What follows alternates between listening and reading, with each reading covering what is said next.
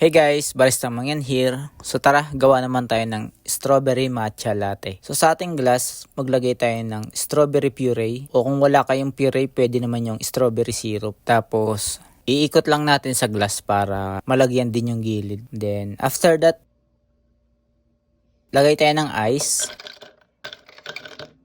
And then, full cream milk or any milk na gusto nyo. Kung soya milk, full fat, low fat, skim milk, or coconut milk, pwede po dyan. Pwede ring oat milk. And then set aside lang natin. Tapos, i-ready natin yung ating matcha powder. So, sa ating bowl, lagay tayo ng 1 teaspoon ng matcha powder. Tapos, 30 to 40 ml ng room temp na water. Tapos, i-whisk lang natin para ma-dissolve yung ating matcha powder. So, yan. After ma-dissolve yung ating matcha, is ilalagay lang natin sa ibabaw. So, optional lang guys, kung gusto nyo mas matamis, pwede nyo siyang lagyan ng vanilla syrup or sugar cane syrup, tapos whipping cream on the top. Yun lang, follow for more.